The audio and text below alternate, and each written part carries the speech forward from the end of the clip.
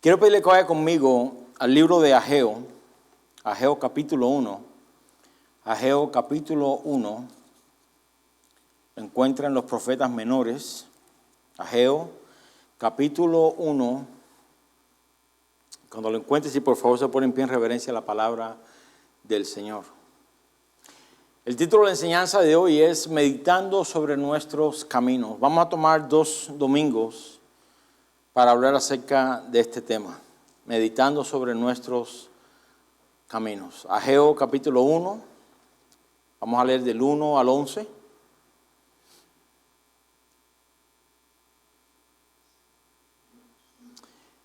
Dice así la palabra del Señor, Ageo capítulo 1, versículos del 1 al 11. En el año segundo del rey Darío, en el mes sexto, en el primer día del mes, vino palabra de Jehová por medio del profeta Ageo a Zorobabel, hijo de Salatiel, gobernador de Judá, y a Josué, hijo de Josadac, sumo sacerdote, diciendo: Así ha hablado Jehová de los ejércitos, diciendo: Este pueblo dice, no ha llegado aún el tiempo de que la casa de Jehová sea reedificada. Entonces vino palabra de Jehová por medio del profeta Ageo, diciendo: ¿Es para vosotros tiempo? ¿Para vosotros de habitar en vuestras casas artesonadas, y esta casa está desierta? Pues así ha dicho Jehová de los ejércitos: meditad bien sobre vuestros caminos. Sembráis mucho y recogéis poco. Coméis y no os saciáis. Bebéis y no quedáis satisfechos. Os vestís y no os calentáis. Y el que trabaja a jornal recibe su jornal en saco roto. Así ha dicho Jehová de los ejércitos: meditad sobre vuestros caminos. Subid al monte y traed madera, y reedificad la casa, y pondré en ella mi voluntad, y seré glorificado, ha dicho Jehová. Buscáis mucho y halláis poco, y encerráis en casa, y yo lo disiparé en un soplo. ¿Por qué?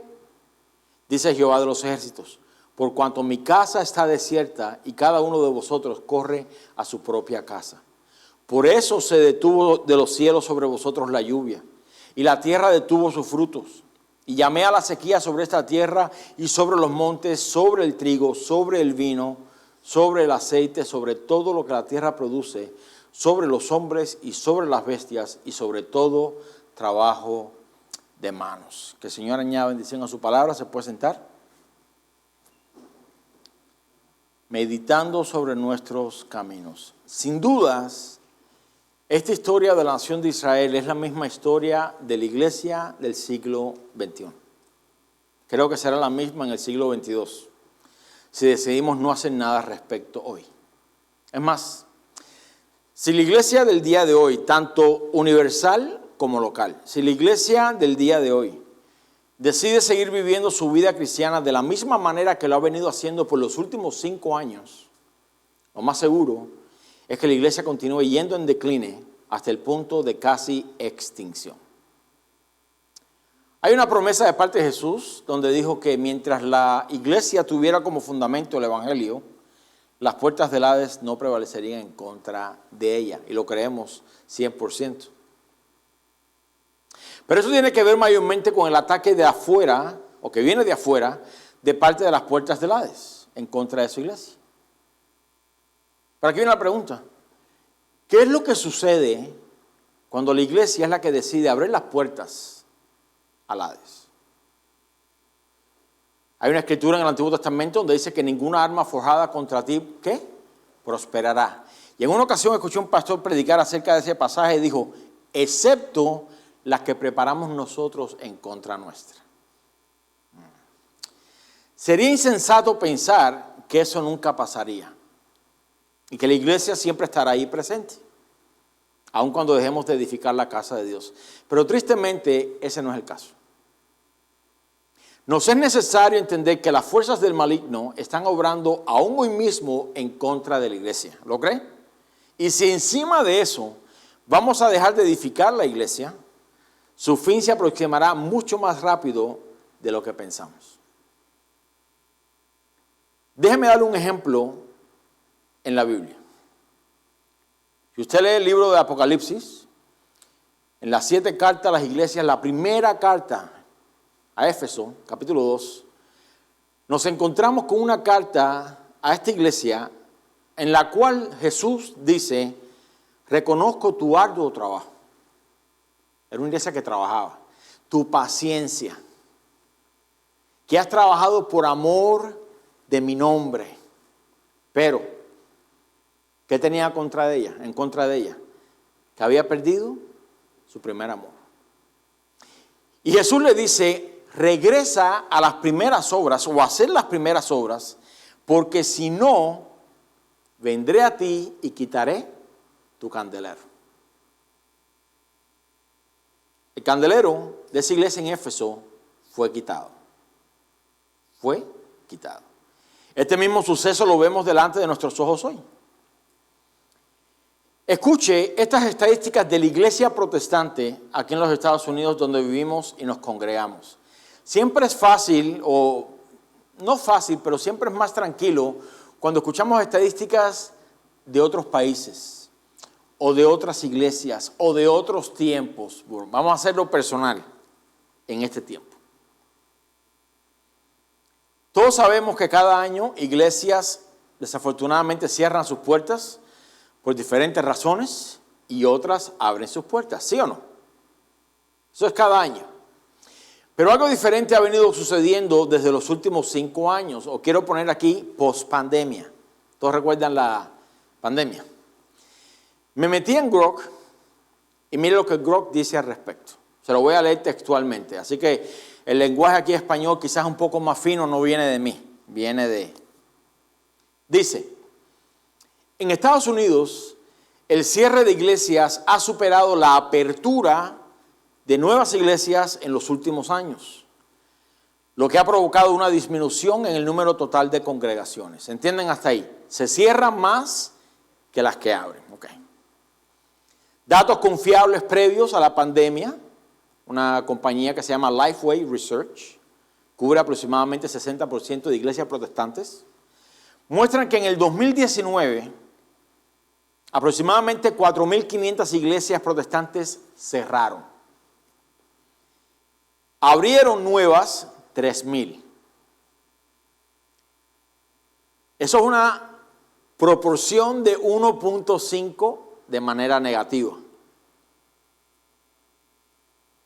En otras palabras, aproximadamente cierran 3 y solo abren 2. En el 2014 o antes, en esa área, en ese tiempo del 2014, los números estaban más equilibrados con 3.700 cierres y 4.000 aperturas. Bueno, había un poco más de aperturas de iglesias locales. Habría más de las que cerraban. Las tendencias posteriores a la pandemia, el tiempo que estamos viviendo ahora usted y yo, indican que la brecha se ha ampliado. Muchos expertos y reportes de fuentes como Axios estiman hasta 15.000 cierres en el 2025. 15.000. Es una anomalía, dice aquí Grok, por la causa del COVID, porque ya las congregaciones o estas que cerraron ya venían con dificultades.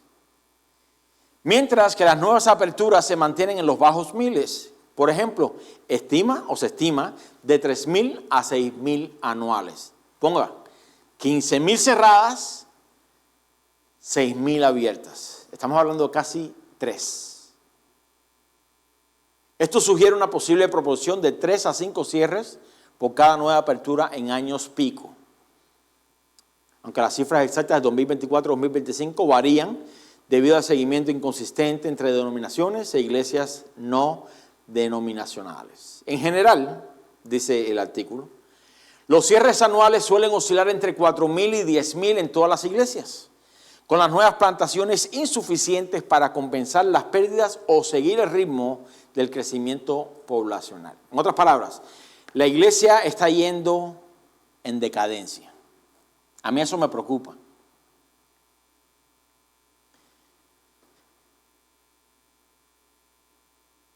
Esto contribuye a proyecciones de una disminución significativa en las próximas décadas. De paso, le pregunté a Grok la razón por la cual las iglesias cierran y me dijo lo siguiente. Me dijo, como si fuera y dijo lo siguiente. 2 factores salen a relucir post-pandemia. Número 1, muchas personas decidieron acomodarse a servicios en línea o fueron en busca de mega iglesias, lo cual causó el número 2, un grave decline en los recursos de iglesias más pequeñas o en áreas rurales. Si combinamos ambas, podemos reducirlo de esta manera. Las personas buscaron lo que fue más conveniente para ellos y no consideraron la iglesia local. ¿Podemos estar de acuerdo con eso? Y yo pregunto, ¿acaso no es esto lo mismo que Dios le reclama a su pueblo en este libro de Ageo? Cada uno corre a su casa. Pues vamos a leer versículos 1 y 2. Dice, en el año segundo del rey Darío, en el mes sexto, en el primer día del mes, vino palabra de Jehová por medio del profeta Ageo a Zorobabel, hijo de Salatiel, gobernador de Judá, y a Josué, hijo de Josadac, sumo sacerdote, diciendo, así ha hablado Jehová de los ejércitos, diciendo, este pueblo dice, esta es la queja de Dios. Dios escuchó la queja del pueblo y este pueblo estaba diciendo, no ha llegado aún el tiempo de que la casa de Jehová sea reedificada. Ageo ejerce su ministerio después del cautiverio, es post-cautiverio. Podemos hacer la comparación aquí entre el pueblo de Dios, post-cautiverio, y nuestra iglesia local, post-pandemia. Las similitudes son las mismas. El pueblo de Israel había estado cautivo por 70 años en Babilonia. 70 años en Babilonia. Y mientras estuvieron en Babilonia, podríamos subrayar aquí, no pudieron cumplir con su servicio a Dios. Estaban en tierra pagana, no tenían templo, no había sacerdocio, no había lectura de la ley, no había sacrificio, no había nada, no había vida de iglesia. No pudieron.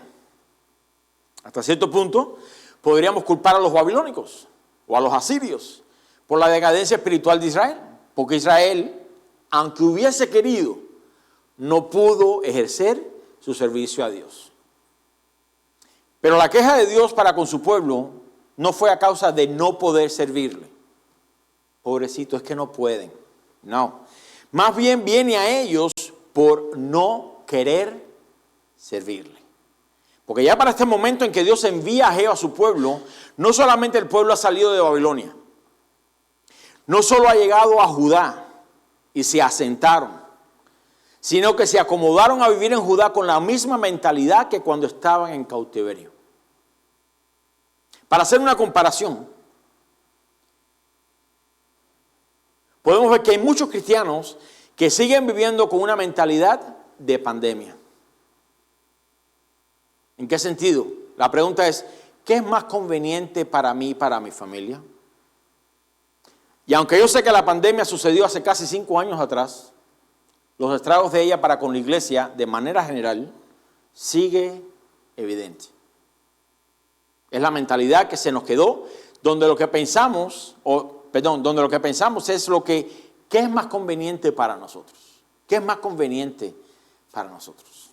En el caso nuestro, 5 años han pasado desde que la pandemia sucedió, pero en el caso de Judá, fueron 18 años.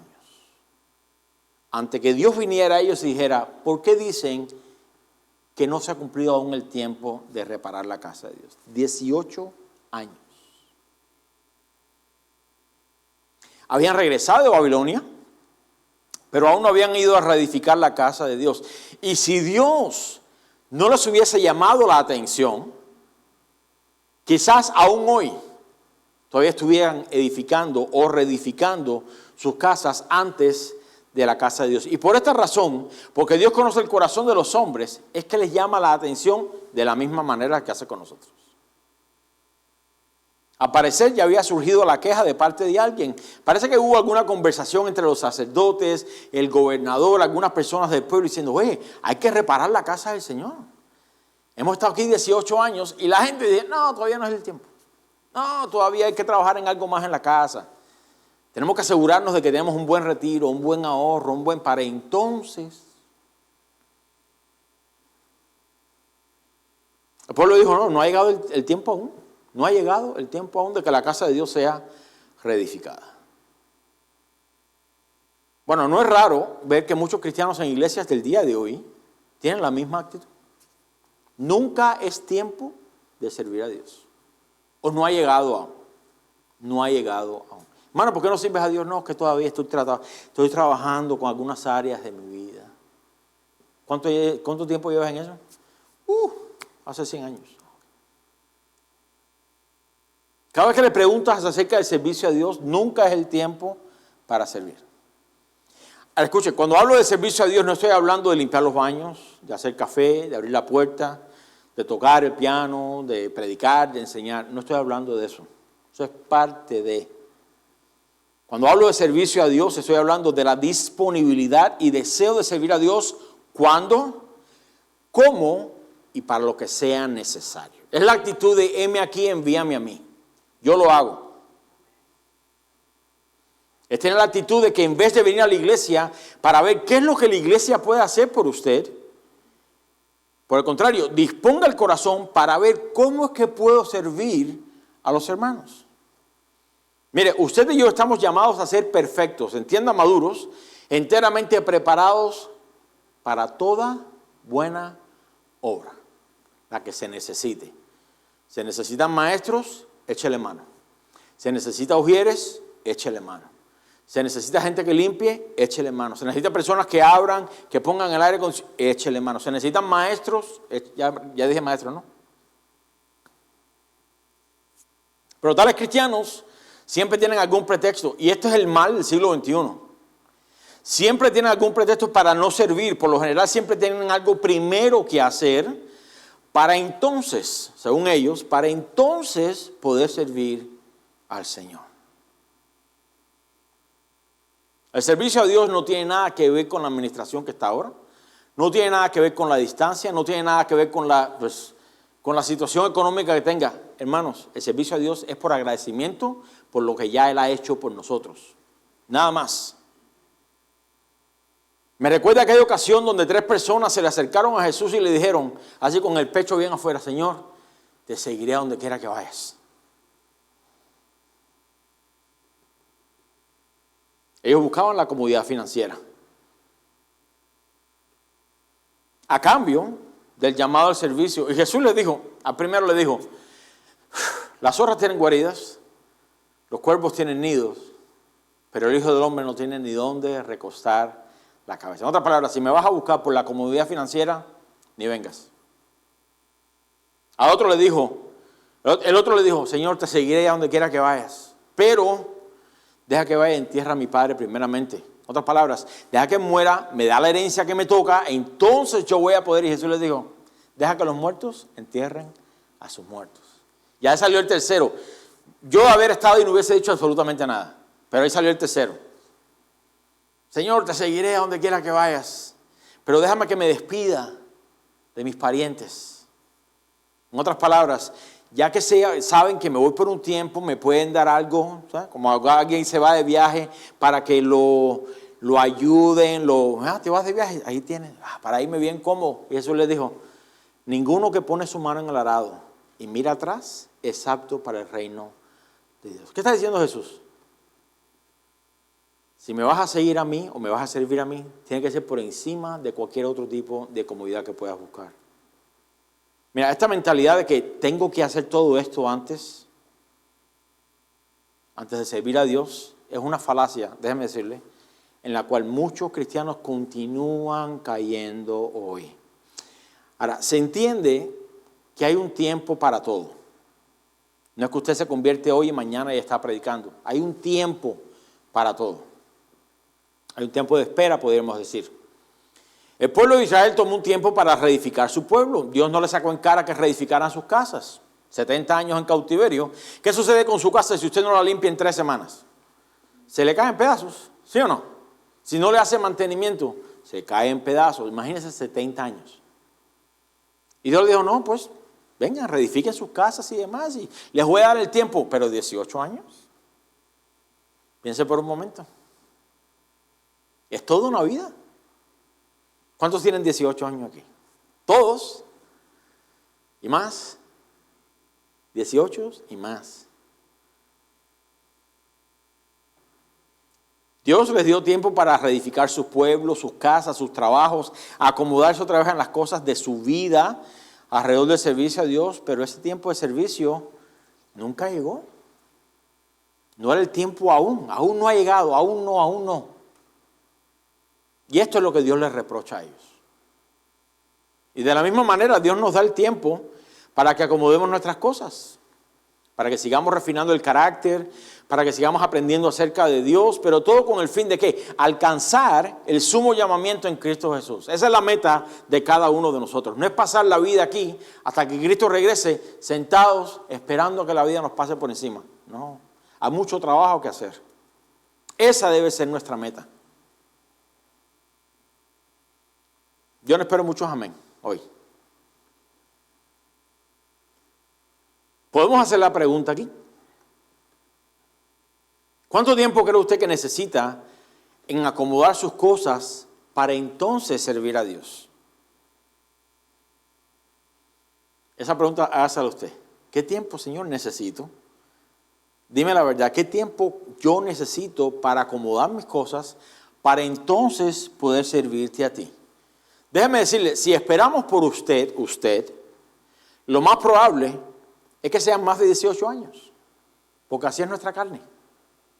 Así es nuestra carne. Como aún vivimos en un cuerpo de muerte vendido al pecado, el servicio a Dios siempre es algo con el cual luchamos. ¿Sí o no?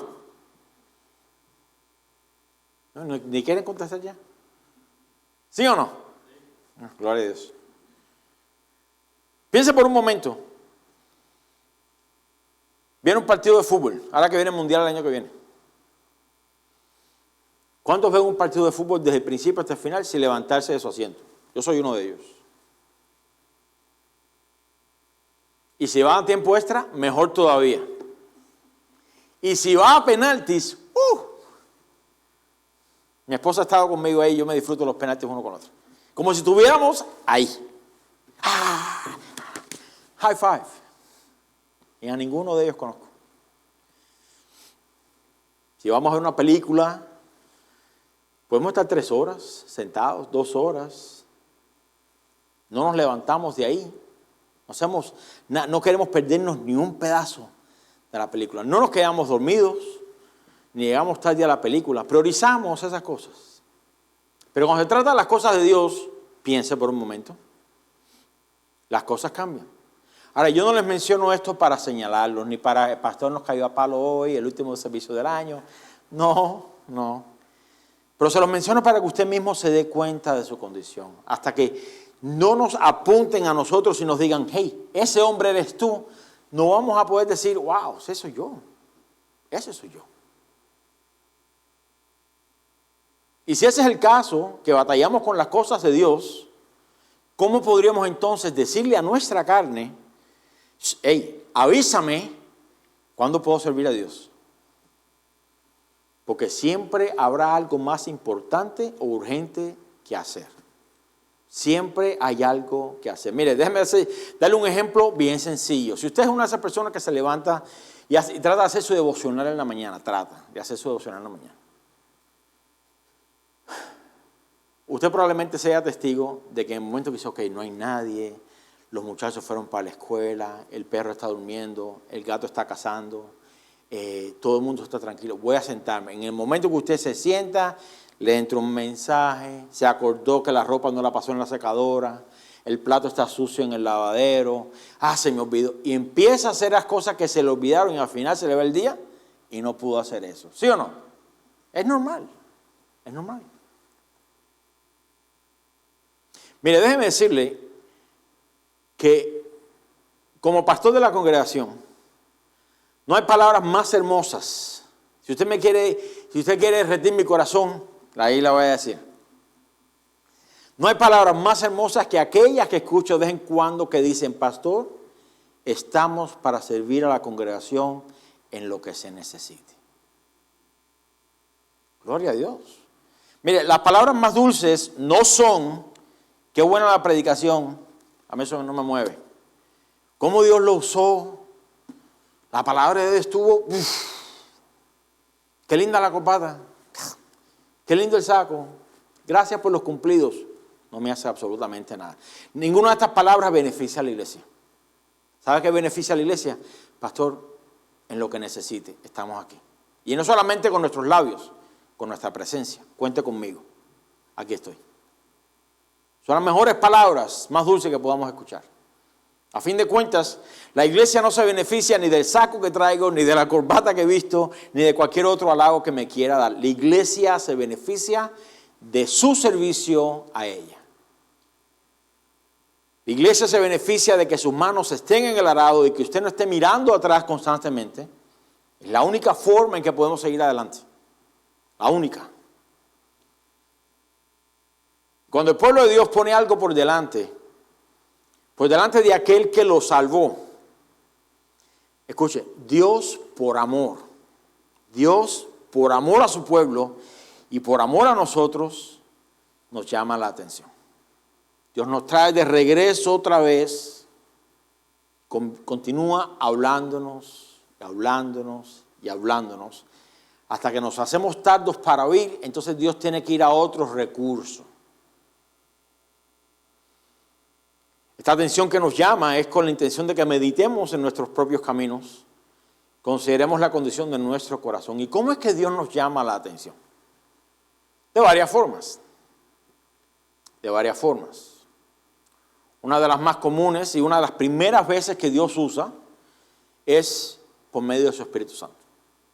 Los que somos hijos de Dios, todos tenemos el Espíritu Santo, todos tenemos esa convicción de pecado, todos tenemos esa tristeza que nos lleva al arrepentimiento. Eso es lo primero, la primera herramienta, diría yo, que Dios usa para sacudirnos. ¡Ey! También nos la puede llamar por medio de la lectura de su palabra. Usted separa su tiempo y comienza a leer la Biblia. No quiero decirle devocional porque suena como que es religioso. Usted separa su tiempo para leer la Biblia, para escudriñar las Escrituras y se encuentra con un pasaje, con un versículo y dice, este soy yo. Claro, normalmente esto sucede cuando nos presentamos delante de la palabra de Dios y decimos, Señor, háblame. Porque si simplemente leemos para tener un poco más de intelecto, pues leemos y después ni nos acordamos de qué leímos. Señor, háblame. Quita toda distracción, abre mi entendimiento, quiero escuchar tu voz. Dios puede usar su palabra o la lectura de ella para hablarnos. A fin de cuentas, su palabra es lámpara a nuestros pies y lumbrera nuestro camino. Pero si somos tardos o somos duros de oír cuando el Espíritu Santo nos habla, si ni leemos la Biblia en nuestra casa, ¿cómo vamos a saber? Bueno, aquí es donde viene la importancia, una vez más, de la iglesia local. Mire, yo le garantizo que hay muchos cristianos de estos de los que hablamos, post pandemia, que decidieron congregarse en sus casas en línea. Y le aseguro que, déjame ver qué predicación hay hoy para fin de año. Meditar en vuestros caminos. O sea, eso suena un poco como que medio raro. Usted debe servir a la congregación. Pausa. Próxima, donde encuentro una que hable de bendición. En la iglesia local no tiene la oportunidad para hacer eso. Lo que Dios le da al pastor para hablar, usted lo va a oír. A menos que se quede dormido. Pero si espera a la congregación para que Dios le hable, pues están en un buen lugar. Porque Dios nos las puede llamar por medio de sus siervos, profetas, pastores, maestros, etc. Pero, si aún ahí nos hacemos difíciles para escuchar, Dios nos las puede llamar por medio de las circunstancias. Esa es una de las maneras en que Dios habla. Y por medio de las circunstancias es que Dios quiere que su pueblo medite en sus caminos. Versículo 3, si me sigue ahí. Después que Dios le saca en cara a ellos que están diciendo, no, todavía no ha llegado el tiempo, todavía nos falta. Dice el versículo 3, entonces vino palabra de Jehová por medio del profeta Ageo diciendo, y aquí voltea Dios el dedo para él y dice, ¿es para vosotros tiempo? ¿Para vosotros? De habitar en vuestras casas artesonadas y esta casa está desierta. 5. Pues así ha dicho Jehová de los ejércitos, meditad bien sobre vuestros caminos. Y aquí vienen las circunstancias. Sembráis mucho y recogéis poco. coméis y no os saciáis, bebéis y no quedáis satisfechos, os vestís y no os calentáis, y el que trabaja jornal recibe su jornal en saco roto. Siga conmigo al 9. Continúa aquí Dios con las circunstancias. Dice, buscáis mucho y halláis poco. Y encerráis en casa, en otras palabras, lo esconden abajo del colchón. Ahí bien escondido donde nadie. Y yo lo disiparé en un soplo. ¿Por qué? ¿Por qué? Dice Jehová de los ejércitos. Por cuanto mi casa está desierta y cada uno de vosotros corre a su propia casa. Por eso, versículo 10, por eso se detuvo de los cielos sobre vosotros la lluvia, y la tierra detuvo sus frutos. Y llamé la sequía sobre esta tierra y sobre los montes, sobre el trigo, sobre el vino, sobre el aceite, sobre todo lo que la tierra produce, sobre los hombres y sobre las bestias y sobre todo trabajo de manos. Pero note qué adjetivo o qué descripción le da Dios a la casa o a las casas de su pueblo. Porque aquí Dios describe las casas del pueblo como casas artesonadas. ¿Qué significa artesonada? Significa contrachapada. ¿Se ubican esa frase? Una cosa puesta sobre otra y puesta sobre otra y puesta sobre otra y puesta sobre otra y puesta sobre otra. ¿Cómo podríamos decir? Bueno, ahora se lo explico mejor y usted entenderá. Si hoy en nuestros días no se usa mucho este sistema. Usamos la pintura. ¿Cuántos ha pintado dentro de su casa más de 3 veces? ¡Ay, qué linda! Pero esto se ve mejor. Aunque va a pintar el otro color. Ese está bonito. Pero prefiero esto. Y sigue pintando, y sigue pintando, y sigue pintando, y sigue pintando porque nunca es suficiente o porque no me gusta tanto como pensé, etcétera, etcétera. Significa contrachapada o revestida de madera o con madera varias veces. Piense por un momento que por 70 años que el pueblo estuvo en cautiverio, no hubo carpintero en esa área. No había nada que talara los bosques, ni que cortara madera, ni que edificara casa. Deje su casa aquí en la Florida sin cortar la grama por 3 semanas. ¿Sabe qué sucede? Tiene que apartar para entrar por la puerta de su casa. ¿Sí o no? Imagínense 70 años. 70 años. Los árboles crecieron desmedidamente. Todo creció. Los montes estaban llenos de madera, o los bosques, mejor dicho, llenos de madera, y había todo tipo de recurso natural a la mano. Sin dudas, el pueblo no solo reedificó sus casas con madera, sino que por la abundancia de ella, y aquí viene el peligro, se dedicó a artesonar cada uno la suya. Cada capa de madera que ponían no era suficiente. La artesonaban y cuando terminaban la obra, está bien bonita. Mira la casa del vecino, mi amor, asómate aquí. Mira, no, esa gente usaron madera, vámonos, porque tienes que ser mejor que la del vecino. La envidia siempre estaba ahí, ¿no? Y nunca era suficiente, nunca era suficiente. Cada capa de madera que ponían no era lo suficientemente hermosa como para decir, basta. Es suficiente. Siempre deseaban más. Y en este círculo vicioso de remodelación, podríamos decir, pasaron 18 años. 18 años. Y se concentraron tanto en las casas propias que dejaron la casa de Dios. El lugar, escuche bien, que Dios había separado para que ellos les rindieran culto. Para que ellos ofrecieran sus ofrendas para perdón de sus pecados. El lugar donde como pueblo y casa espiritual pudieran ofrecer a Dios alabanza y adoración por medio de sacrificios. Y ese lugar lo descuidaron. Yo no sé hasta qué punto el pueblo endureció tanto su corazón que salían de su trabajo, iban para sus casas corriendo, pasaban por al lado de la casa de Dios y hacían así. No sé si a lo mejor sentían algún tipo de tristeza como que, oye, yo creo que deberíamos hacer algo al respecto.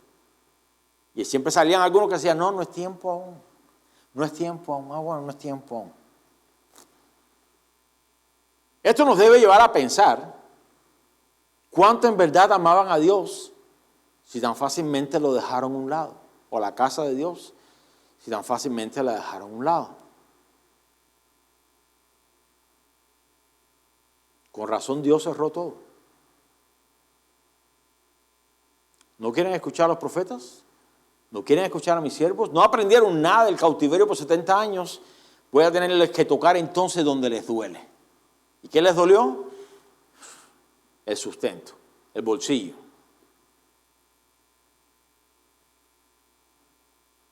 Si traemos este suceso al día de hoy, podríamos hacer el mismo paralelo con la iglesia. Como le dije hace un rato, el servicio a Dios es solamente un fruto, una evidencia de nuestro agradecimiento a Él por lo que ya Él ha hecho por cada uno de nosotros. No le estamos pagando a Dios. A fin de cuentas no podemos pagarle nada a Dios. Todo lo que usted es y lo que tiene le pertenece a Dios. No servimos a Dios por lo que nos va a dar. No, si sirvo a Dios, entonces Dios va a hacer. Más bien servimos a Dios por lo que ya ha hecho por nosotros. En verdad podemos servir a Dios sin amarle. Sí se puede. Solamente para ser visto de los hombres. Servimos a Dios sin amar a Dios, pero no podemos amar a Dios y no servir. Es una imposibilidad. Es una imposibilidad. Eso nos debe llevar entonces a preguntarnos cuánto en verdad amo a Dios. Cuánto en verdad amo la casa de Dios. Ya eso queda de ustedes. Aquí Dios en el versículo 6 describe lo que hoy se conoce como la carrera de la rata, the rat race. ¿Cuál es esa? Es el ratoncito o la rata que está arriba ¿cómo se llama? Del cilindro, ¿no? Como cuando usted va al gimnasio, que se les ve a todos, y se monta en la estera y ahí corre 1 hora y no va a ningún lugar. Parecido. Corre sin parar sobre un cilindro pensando que está llegando lejos. Termina exhausta, cansada, a veces hasta se enreda en el cilindro y da vueltas, pero no lleva a ningún lado. Y Dios está tratando de llevar a su pueblo a que consideren y que mediten en lo que ha venido sucediendo con ellos por largo tiempo. Hey, consideren, abran los ojos, miren lo que ha venido pasando, qué está sucediendo. Me imagino la conversación entre ellos. Pues sembramos mucho, a mí me está pasando nada más, no, sembramos mucho y recogemos poco. Lo cual es contrario al diseño de Dios, porque de una semilla sale ¿qué? Un árbol, y el árbol da muchos frutos con muchas semillas. Cada árbol se reproduce según su género. Aquí era diferente. Aquí llenaban el campo de semillas y recogían muy poco. Comían y no se llenaban, nunca estaban satisfechos. Bebían, quedaban con sed. Se vestían, seguían con frío. Y el salario que recibían de su trabajo se les iba como si no hubiesen trabajado. Estoy casi seguro de que muchos aquí quizás se pueden identificar con esto. Y que a pesar de la economía, de la inflación, de todos los ajustes que están sucediendo aquí en esta nación, como cristianos, nos hace bien considerar que quizás, voy a poner quizás entre comillas, que quizás Dios quiere que meditemos sobre nuestros caminos a ver si hemos dado mayor prioridad a todo lo demás antes que a su casa. Y quiero enfatizar aquí, no estoy hablando de diezmos y ofrendas.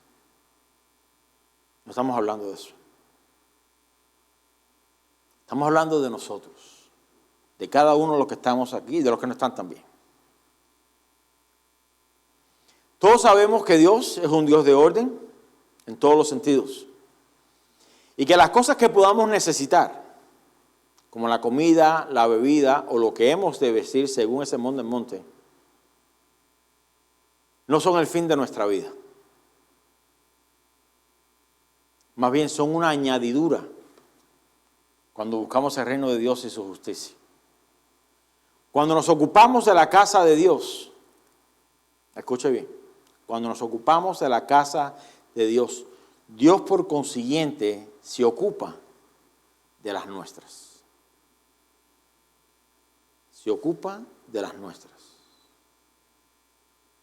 Los versículos del 9 al 11 mencionan la razón por la cual Dios lo había cerrado todo y lo disipaba con un soplo. Pude ahorrar una lanita, y de repente vino una factura médica, o vino el carro que se rompió, o hubo una emergencia. ¿Y qué sucedió con eso? Dios lo disipó con un soplo. Y uno piensa, ¿tanto sacrificio para qué? Eso no quiere decir que usted no ahorre. El punto que quiero traer es el siguiente, que si descuidamos la casa de Dios, Dios no tiene problema con disiparlo. Por amor. Quiero enfatizar eso. Por amor.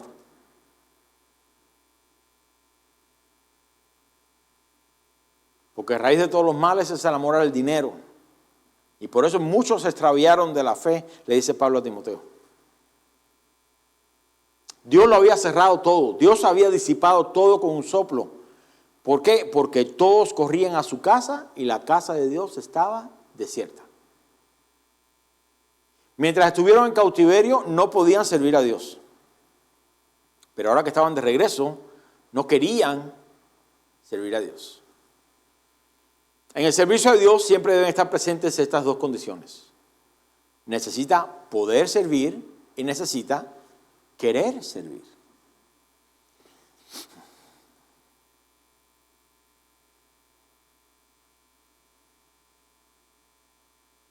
Hay personas que quieren servir a Dios, pero en verdad no pueden. Escuche, en verdad, esa es la clave ahí. En verdad no pueden. Y hay otros que pueden servir a Dios, pero en verdad no quieren. Para poder servir a Dios debemos poder hacerlo y debemos querer hacerlo. Tenemos que tener ambas.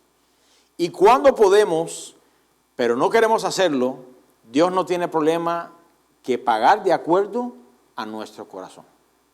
No hay otra opción. Mi Espíritu Santo no te ha convencido, mi palabra no te ha convencido. No escuchas la voz de mis siervos, por tanto y demás tengo que cerrar las ventanas de los cielos. Dios no tiene problema con eso. ¿Sabes? No es un castigo, es una misericordia de Dios. Es una misericordia de Dios. Esto fue lo que Dios hizo con su pueblo y que aún hace hoy con nosotros. Ahora, esto no significa que debemos vivir nuestras vidas o que las vivamos como si todo fuera condicional. Bueno, si hago, entonces Dios va a hacer. Voy a hacer porque entonces, no. Tampoco es que si todo me va bien es porque Dios está contento conmigo. Si las cosas nos van mal, es que Dios está enojado. No necesariamente. Pero más bien nos haría bien acomodar lo espiritual a lo espiritual. Y considerar si en la situación que estemos, Dios está presente. No nos hace mal pensar, Señor, ¿este eres tú? El Espíritu Santo le va a decir, no tiene nada que ver con eso. Como fueron aquellas personas, le preguntaron a Jesús, ¿está así? ¿Pecó él o sus padres? No necesariamente. Pero la gloria de Dios se puede manifestar. No nos queda mal preguntarle a Dios. Hey, tuve que usar todo. Dios cerró las puertas. Dios disipó. Señor, ¿eres tú? ¿Estás tú detrás de todo esto? Sí. Enséñame a aprender. ¿Qué fue lo que hice? Tal cosa, tal cosa, tal cosa. ¿Tienes así? ¿Estás así?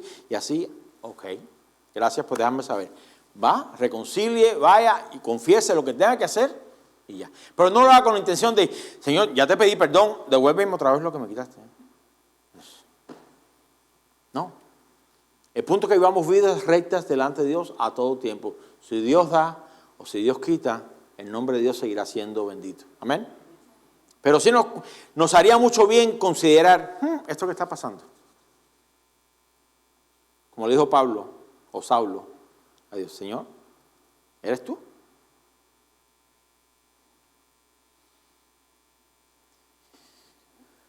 En ocasiones Dios cierra las puertas de los cielos para que meditemos en nuestros caminos, porque Dios, escuche bien, no está necesariamente buscando nuestro beneficio propio.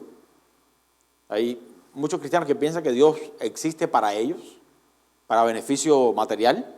No. Dios no está buscando necesariamente el beneficio propio, sino el beneficio de la iglesia como pueblo suyo. Recordemos que Dios nos ha dado a todos los que hemos creído dones, talentos, ministerios, llamados, funciones. ¿Para qué? Para la edificación del cuerpo de Cristo, el cual es la iglesia. Cada uno que hemos creído tenemos. Y cuando ponemos a un lado los dones que Dios nos ha dado para la edificación de su iglesia y nos desgastamos físicamente artesonando nuestras casas, Dios no tiene ningún tipo de problema en cerrar los cielos, cerrar los campos, llamar por nombre a la sequía y hacer huecos en nuestros sacos. Por amor. ¿Quiero enfatizar eso? Por amor. La intención detrás de todo esto no es la de maltratarnos como hijos. No. Sino más bien tal y como sucedió con el hijo pródigo, sea con nosotros. Que estemos tan miserables en nuestra escasez que quizás allí levantemos nuestros ojos y digamos, ¿qué hago aquí? En la casa de mi padre hay abundancia de pan. La necesidad trae consigo la bendición de redirigir nuestros ojos al lugar correcto. Siempre. Para entonces así arreglar nuestras prioridades. Regrese conmigo al versículo 7. Hoy, como es final del año, pues lo voy a soltar un poco más temprano. Versículo 7. Dice, así ha dicho Jehová de los ejércitos. Meditad sobre vuestros caminos. ¿Qué significa aquí meditar? No es escuchar. A ver, Pastor, dime una opinión acerca de mi vida espiritual. Pues yo lo veo aquí en la iglesia. Si viene. Meditar. Considere. Juzgue propiamente. Así estoy, estos son los frutos que estoy dando. Esta situación que estoy viviendo está produciendo esto en mí. ¿Me he olvidado la casa de Dios? ¿O quiero edificar la casa de Dios? Lo que Dios está permitiendo es para bien, simplemente es meditar, es pensar en lo que está pasando. Meditar sobre vuestros caminos. Y aquí viene la invitación de parte de Dios. Subid al monte. Esta va a ser la segunda parte de la enseñanza la semana que viene. Así que los que no vinieron, agarren doble porción la próxima semana. Aquí la invitación de Dios viene a qué? Subid al monte y traed madera y reedificar la casa. Y pondré en ella mi voluntad y seré glorificado, ha dicho Jehová. Mire, este es el llamado de parte de Dios para su pueblo, para usted y para mí. Subir al monte, subir al monte. Que tal como Moisés subió para recibir de Dios lo que Dios quería para su pueblo, asimismo subamos nosotros al monte de Dios para que Dios nos dé las herramientas, los materiales, el plano, la capacidad, el poder, como el hacer por su buena voluntad, para que entonces regresemos a esta casa y la reedifiquemos. Hay un peligro en no subir al monte. Primero, ¿cuántos aquí han subido al monte? Levante la mano, por favor. ¿Cuán fácil es? ¿Qué es más fácil? ¿Subir o bajar? Bajar. Especialmente si tiene unas libras más, pues va más rápido. La fuerza de gravedad nos ayuda. Y ahí sí se tropieza. Siempre va a ser mucho más fácil bajar que subir. Subir a un monte requiere esfuerzo, requiere músculo, requiere muchas cosas. Y por eso se hace difícil subir. No todos quieren subir.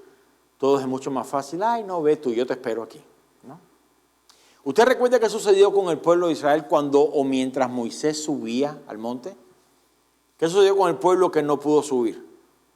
¿Se entregó a qué? A la idolatría. Aquí hay una enseñanza tremenda.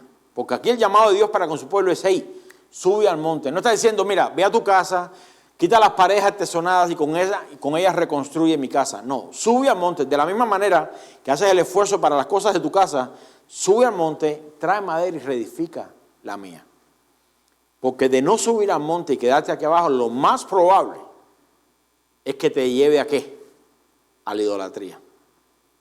Que te lleve a la vagancia, a la flojera. ¿A qué más? A todo tipo, a la ociosidad. En lo que otros están trabajando, subiendo y cortando, usted está aquí. Espera que el pastor es el que lo haga todo. No. La iglesia no soy yo, hermanos. La iglesia tampoco está compuesta de 3 personas. La iglesia somos todos los que estamos aquí. Reedificar la casa va a tomar de todos hacerlo. Venía hablando con mi esposa de camino para acá. Y le decía, qué genial sería si toda la iglesia hiciera lo que debe hacer. Toda la iglesia. Que cada persona que tiene dones y talentos que Dios le ha dado los use para la edificación de esa iglesia. Tanto aquí o como aquellas personas que están en otras iglesias, en su iglesia. ¿Usted se imagina cuánto alcanzaría la iglesia en hacer? ¿Cuánto nuestras vidas serían bendecidas y edificadas si cada uno hacemos?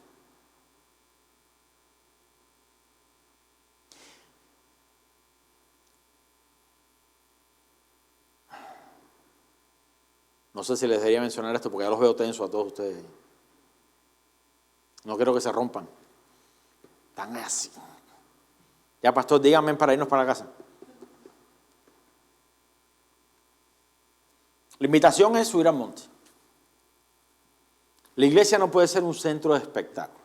Yo he escuchado a muchos cristianos a través de mis años de convertido, mis 20 y algo, 27 años de convertido, criticar la iglesia de donde han salido porque según ellos esa iglesia era un espectáculo, todo era un espectáculo.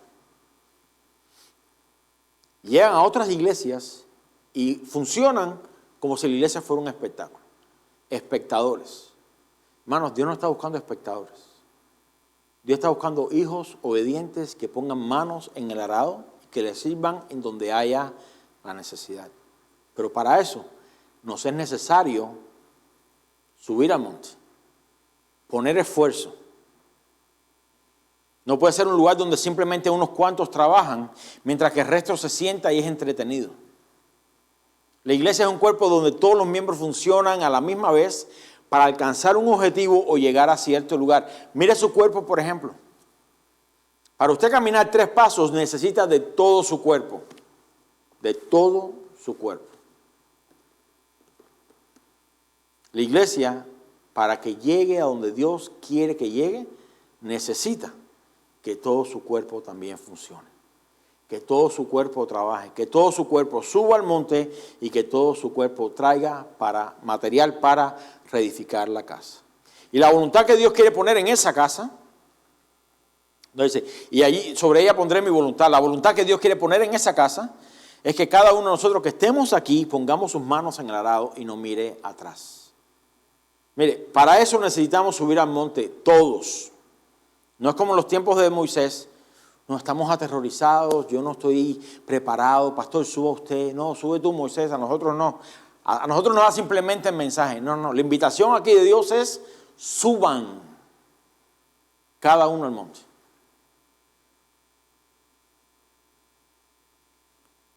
Dios nos llama hoy a que meditemos sobre nuestros caminos.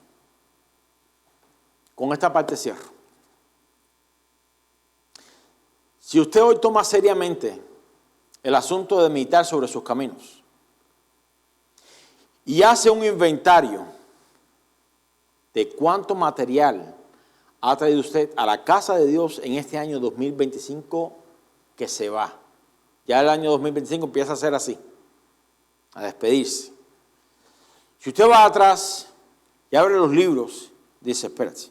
Y otra vez le digo, no tiene nada que ver con dinero. No piensa, el pastor está hablando no estoy hablando de eso.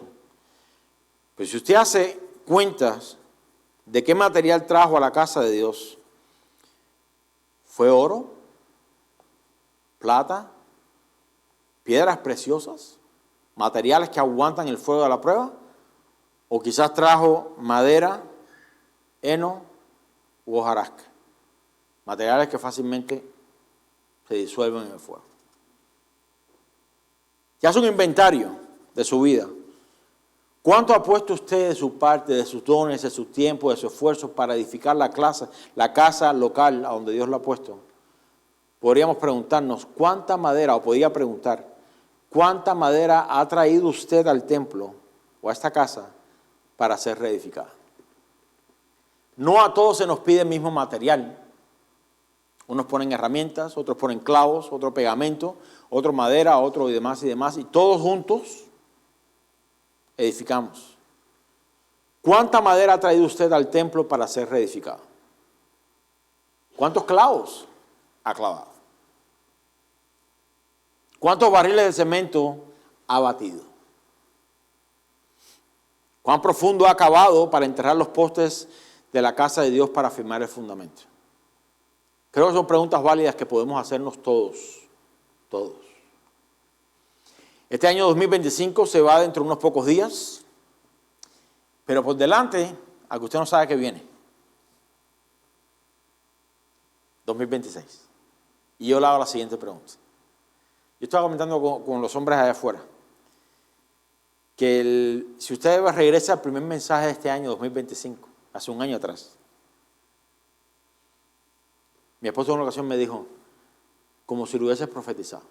2025 terminó siendo peor en muchas áreas que el 2024. Yo pregunto, ¿acaso el 2026 cree usted que será mejor? Ay, pastor, qué pesimista es. No, mejor voy a una iglesia donde me prediquen todo paz y tranquilidad y paz. Ok. ¿Sabe que va en aumento? ¿Sabe que va en aumento? Dicho por la Biblia. La maldad. ¿Sabe qué sucede con el amor de muchos? Se enfriará. ¿Sabe qué sucede con el corazón de los hijos y de los padres o de padre para con los hijos?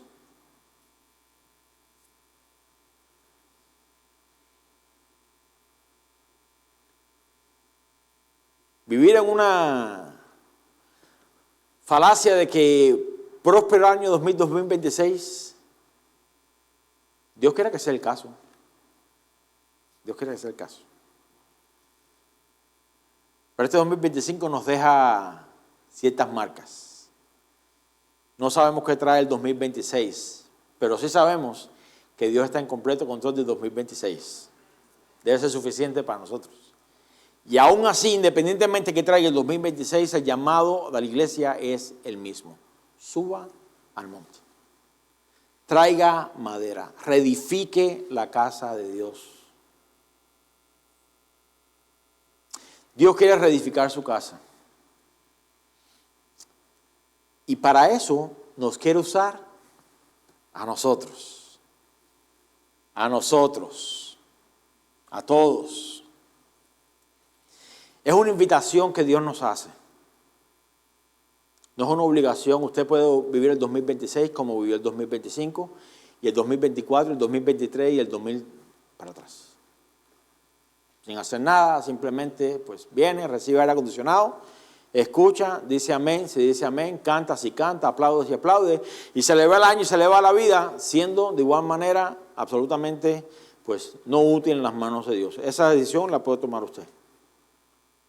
Pero yo le quiero pedir en esta tarde, en la privacidad de su casa, aquí no le vamos a decir venga al frente a un compromiso, levanta su mano, no, entre usted y Dios, pregúntele a Dios, Señor, ¿qué puedo traer yo a la casa de Dios, a tu casa para reedificar?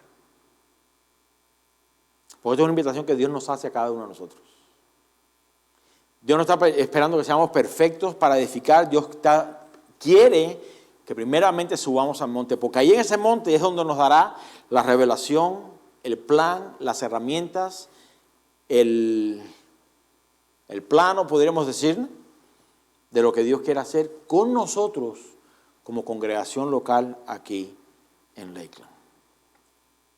Otra vez, nos llama Dios aquí a meditar sobre nuestros caminos y nos hace la invitación de subir al monte. Lo que Dios nos dé allá arriba, póngase de pie, por favor. Lo que Dios nos dé allá arriba en su presencia, sea capacidades, sea planos, sean herramientas o sea material, hermano, lo que Dios nos dé, traigámoslo a la casa de Dios. Traigámoslo a la casa de Dios. Hay un grave peligro en no subir al monte. De eso hablaremos la semana próxima, si Dios nos da vida. Si usted está ahí y quiere levantar sus manos, pues ponernos delante de la presencia de Dios. Padre, te damos gracias por este tiempo que tú nos has dado. Gracias por tu palabra. Gracias por llamarnos la atención. Gracias por el llamado que nos haces a que meditemos sobre nuestros caminos. Aquí nos presentamos delante de ti como iglesia una vez más, final del 2025. El año quizás fue igual que como pensamos. No hubo mucha diferencia entre este año y el año pasado. Y no queremos poner nuestra esperanza en el año que se aproxima. A fin de cuentas, pues, todo apunta a que quizás sea igual o peor. La esperanza que tenemos no está en cuán próspero puede ser el próximo año. Nuestra esperanza está en que tú sigues siendo el mismo ayer, hoy y por los siglos.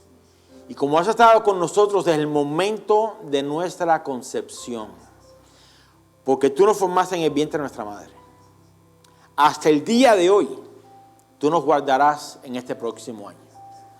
No hay absolutamente nada que el enemigo pueda hacer sobre nosotros que tú no permitas.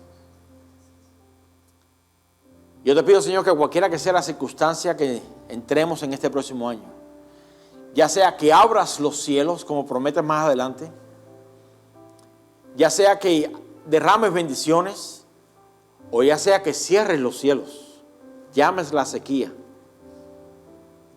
Cualquiera que suceda, te pido, Señor, que nos des la capacidad de parar un momento, meditar sobre nuestros caminos y preguntarte, Señor, ¿eres tú? Y cualquier cosa que tú nos mandes a hacer, que eso hagamos. Por ahora, te damos gracias que la invitación que nos haces hoy como iglesia local es que todos subamos al monte. Así que yo te doy gracias, Señor, por este tiempo. Gracias por tu palabra. Gracias por tu fidelidad en este 2025. Porque tus misericordias siguen siendo nuevas cada mañana. Porque nunca decayeron de ti. Porque eres bueno en gran manera. Porque no nos pagas conforme a nuestras obras, sino conforme a la multitud de tus bondades y de tus misericordias. Has engrandecido esa misericordia sobre nosotros. Y hasta aquí podemos decir que tu vara y tu cayado nos han infundido el aliento necesario. Padre, yo te quiero pedir en esta tarde por tu congregación, por tu iglesia, por Casa de Oración Florida, por los que están, por los que no están. Por los que pudieron llegar, por los que no pudieron llegar. Gracias porque a través de todo lo que hemos vivido en este año hemos visto tu bondad y tu fidelidad. Sí, aún sangrando, con dolor, quizás aún recuperándonos, quizás aún pues cojeando, quizás aún palpando, pero aún sigue siendo bueno para con nosotros. Y por eso te damos gracias. Pero también te damos gracias por lo que este nuevo año ha de traer. Tu misericordia será igual para con nosotros y tu gracia más que suficiente. Te damos las gracias por los momentos amargos, pero también te damos las gracias por las victorias, por los momentos agradables y por lo que tú has venido haciendo dentro de tu iglesia. A ti la gloria, la honra y todo reconocimiento por los siglos de los siglos. Tú sigues siendo fiel. Así que, Padre, recibe de nosotros, de nuestros labios, de nuestros corazones, la gloria, la honra, todo reconocimiento, toda preeminencia, porque solamente tú la mereces.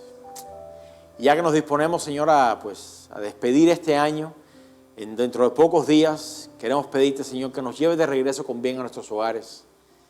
Que tú quites cualquier, Señor, percance que se pueda presentar. Y si así tú lo permites, poder estar aquí una vez más este próximo domingo, para de igual manera darte la gloria, la honra y todo reconocimiento, Señor. Te pedimos todo esto, Padre, en el nombre poderoso de Jesús. Y la iglesia del Señor dice Amén y amén.